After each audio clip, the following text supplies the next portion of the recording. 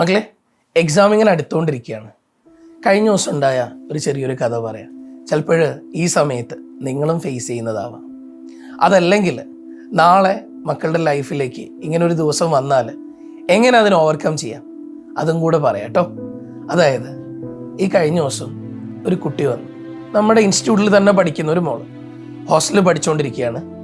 അപ്പോൾ 1-2 ദിവസം ഹോസ്റ്റലിനുള്ളിൽ എല്ലാ രീതിയിലും തിരിച്ചും മറച്ചോട്ട് നോക്കിയിട്ടും ഒന്നും പഠിക്കാൻ പറ്റുന്നില്ല.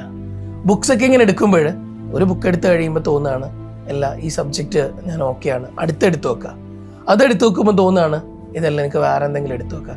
ഇതേ സമയത്ത് തോന്നുകയാണ് എനിക്ക് നീറ്റ് കിട്ടുമോ, എനിക്ക് ഈ വർഷം നീറ്റ് കിട്ടുന്നുണ്ടാവില്ല അല്ലേ, ഞാൻ എന്താ ചെയ്യുക, ഇത്രയും കുട്ടികൾ എഴുതുന്ന എക്സാം അല്ലേ, ഇതിലെനിക്ക് എന്തായാലും സീറ്റ് കിട്ടുമോ, കഴിഞ്ഞ വർഷം എനിക്ക് ബോർഡർ ലൈനിൽ നിന്ന് മിസ്സായി പോയതല്ലേ, ഈ വർഷം അങ്ങനെ തന്നെ സംഭവിക്കൂലേ.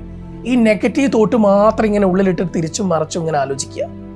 പോസിറ്റീവായിട്ടുള്ള കുറേ കാര്യങ്ങൾ ഉണ്ടായിട്ട് പോലും അവസാന സമയങ്ങളിൽ ഒരു എക്സാമിന് മാർക്ക് കുറയുമ്പോൾ ഡൗൺ ആയി പോകുന്ന കുട്ടികൾ.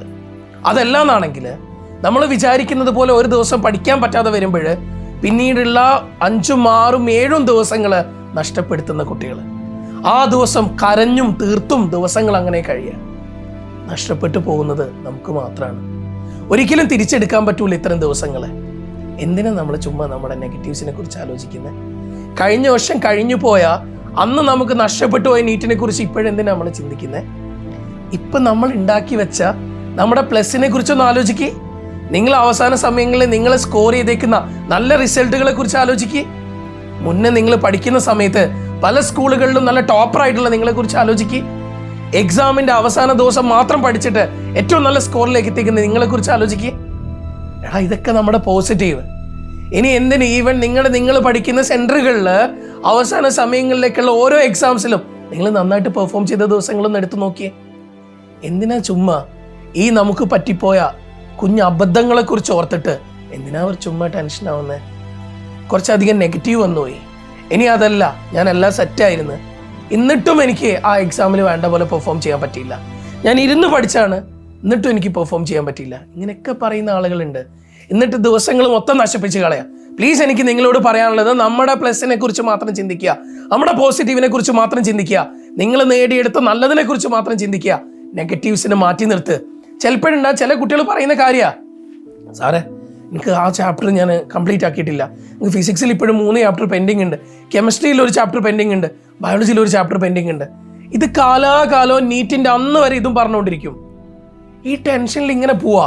എനിക്ക് നിങ്ങളോട് പറയാനുള്ള, നിങ്ങൾക്ക് എന്തെങ്കിലും ചാപ്റ്ററുകൾ പെൻഡിങ് ഉണ്ടെന്നാണെങ്കിൽ കുഞ്ഞുങ്ങളെ ഒരൊറ്റ കാര്യം ആദ്യം മനസ്സിൽ ഉറപ്പിച്ചോ, ആ പെൻഡിങ് ചാപ്റ്റേഴ്സ് നിങ്ങൾ പഠിച്ച് തീർത്തിട്ട് നിങ്ങൾ അടുത്ത എക്സാം എഴുതിക്കോ. അല്ലെങ്കിൽ അടുത്ത എക്സാം എഴുതുന്ന സമയത്ത് പോട്ടെ, നിങ്ങൾ ആ പെൻഡിങ് ചാപ്റ്റേഴ്സിന് ഇമ്പോർട്ടൻസ് കൊടുക്ക്. നമ്മുടെ മുന്നിൽ അറിയാതെ പോകുന്ന കാര്യങ്ങൾ ചിലപ്പോൾ ഒരു ചാപ്റ്റർ മുഴുവനായിരിക്കില്ല, ചിലപ്പോൾ ഒരു ചെറിയ ടോപ്പിക് ആയിരിക്കും. എന്നും ഇത് ആലോചിച്ചുകൊണ്ടിരിക്കുക, അയ്യോ അത് ഞാൻ പഠിച്ചില്ലല്ലോ, അയ്യോ അത് ഞാൻ ചെയ്തില്ലല്ലോ. പഠിക്കുന്ന സമയത്ത് ഇത് തന്നെ ഇങ്ങനെ ചുമ്മാ മനസ്സിലിങ്ങനെ വരിക. എന്തിനാ ഇങ്ങനെ ആലോചിക്കുന്നേ? ആ തീർക്കാനുള്ള തീർക്ക്. 99% കാര്യങ്ങൾ നമ്മുടെ കയ്യിലുള്ളപ്പോൾ 1% നമ്മുടെ കയ്യിൽ ഇല്ലാത്ത കാര്യങ്ങളെ കുറിച്ച് ഇങ്ങനെ വേവലാതിപ്പെടുമ്പോൾ ആ 1% സെറ്റ് ചെയ്തെടുത്തിട്ട് ബാക്കി 99% എൻ്റെ കയ്യിൽ ഉണ്ടല്ലോ എന്നുള്ള ആത്മവിശ്വാസത്തോടു കൂടെ മുന്നോട്ട് പോകാൻ പഠിക്കേ. നിങ്ങളുടെ കയ്യിൽ കണ്ടന്റ് ഉണ്ട്, നിങ്ങളുടെ കയ്യിൽ കാര്യങ്ങളുണ്ട്. നിങ്ങളുടെ കയ്യിൽ ഇല്ലാതെ പോയ കാര്യങ്ങൾ എന്താണെങ്കിലും അത് പഠിച്ചെടുക്കാൻ 1-2 ദിവസങ്ങൾ ധാരാളം മതി. ഈ ദിവസങ്ങൾ മുന്നിലുള്ളപ്പോൾ എന്തിനാ ടെൻഷൻ ആവുന്നേ? വെറുതെ ചുമ്മാ ഇരുന്നിട്ട് ടെൻഷൻ അടിക്കേണ്ട ആളുകളല്ല നിങ്ങളാരും തന്നെ. നമുക്ക് ടെൻഷൻ അടിച്ച് കളയാൻ ദിവസങ്ങളില്ല. അങ്ങനെ ഇനിയും 1 ദിവസം, 2 ദിവസം, 5 ദിവസം, 10 ദിവസം കളയാനാണ് ഉദ്ദേശമെങ്കിൽ നീറ്റ് എക്സാം നിങ്ങളുടെ കൂടെ ഉണ്ടാവില്ല. ഇത്രയും കാലം കഷ്ടപ്പെട്ടത് ചുമ്മയാവും, ഇത്രയും കാലം കഷ്ടപ്പെട്ടത് വെറുതെ ആവും. നിങ്ങൾ ഈ നെഗറ്റീവ് ആലോചിക്കാതെ നിങ്ങളുടെ പോസിറ്റീവ് ആലോചിച്ചിട്ട് മുന്നോട്ട് വരാൻ നോക്ക്. ഇപ്പോഴും കഴിഞ്ഞ ദിവസം ഒരു കുട്ടി പറഞ്ഞ കാര്യമാണ്, ഞാൻ കഴിഞ്ഞ വർഷം പഠിച്ച അത്ര പോലും ഇപ്പോഴില്ല തോന്നുന്നു. അവനെ സംബന്ധിച്ചിടത്തോളം കഴിഞ്ഞ പ്രാവശ്യം 1 മാർക്കിനാണ് അവന് നീറ്റ് എൻട്രൻസ് എക്സാം നഷ്ടപ്പെട്ടു പോകുന്നത്. എന്നിട്ട് ഇപ്പോൾ പറയാ, ഞാൻ കഴിഞ്ഞ തവണ കുറച്ചും കൂടെ പഠിച്ചു എന്ന് തോന്നുന്നു, ഇപ്പോഴും എൻ്റെ കയ്യിൽ അത്ര പോലും ഇല്ല. ഇപ്പോഴും അതിനേക്കാൾ കൂടുതൽ അവൻ്റെ കയ്യിലുണ്ട്, പക്ഷെ അവൻ്റെ ടെൻഷനാണ് അവനെ കൊണ്ടത് പറയിപ്പിക്കുന്നത്. അവൻ മനസ്സിലാക്കുന്നില്ല. മക്കളെ, നിങ്ങൾ ടെൻഷൻ അടിച്ച് കളയേണ്ട സമയമല്ല. ഇപ്പം നിങ്ങൾ കോൺഫിഡൻ്റ് ആയിട്ടിരിക്കുക. ആ കോൺഫിഡൻസ് നിങ്ങൾക്ക് ഫൈനലി നീറ്റ് നിങ്ങളുടെ കയ്യിലേക്ക് കൊണ്ടുവന്ന് തരും. ഫൈനലി നിങ്ങൾ ഇഷ്ടപ്പെട്ട കോളേജിലേക്ക് നിങ്ങൾ എത്തിക്കും. സോ വെറുതെ ചുമ്മാ ടെൻഷൻ അടിച്ച് കളയരുത്. ധൈര്യത്തോടു കൂടി ഇരിക്കുക. ഏറ്റവും അടിപൊളിയായിട്ട് നീറ്റ് ക്രാക്ക് ചെയ്തെടുക്കുക. ഏറ്റവും കോൺഫിഡൻ്റ് ആയിട്ടിരിക്കുക. ഏറ്റവും നല്ലൊരു ദിവസം മെയ് 4 അത് നിങ്ങളുടെ കൂടെ തന്നെ ഉണ്ടാവും. ആ മെയ് 4 വേണ്ടിയിട്ട് എല്ലാ രീതിയിലും മക്കൾ തയ്യാറെടുത്ത് ഇറങ്ങുക. ഓക്കെ, ചുമ്മാ വേണ്ടാത്ത ടെൻഷൻ അടിച്ച് സമയം കളയാതിരിക്കുക. കാണാം മക്കളെ, നിങ്ങൾ JP's ആദ്യമായിട്ടാണ് കാണുന്നെങ്കിൽ JP'സിൻ്റെ ചാനൽ സബ്സ്ക്രൈബ് ചെയ്യുക. വീഡിയോ ഇഷ്ടപ്പെട്ടിട്ടുണ്ടെന്നാണെങ്കിൽ ഇതുപോലെ ടെൻഷൻ അടിക്കുക നിങ്ങളുടെ കുട്ടികൾക്ക് നിങ്ങൾ ഷെയർ ചെയ്ത് കൊടുക്കുക. ഓക്കെ, ലൈക്ക് അടിക്കാനും മറക്കല്ലേ. Okay, thank you.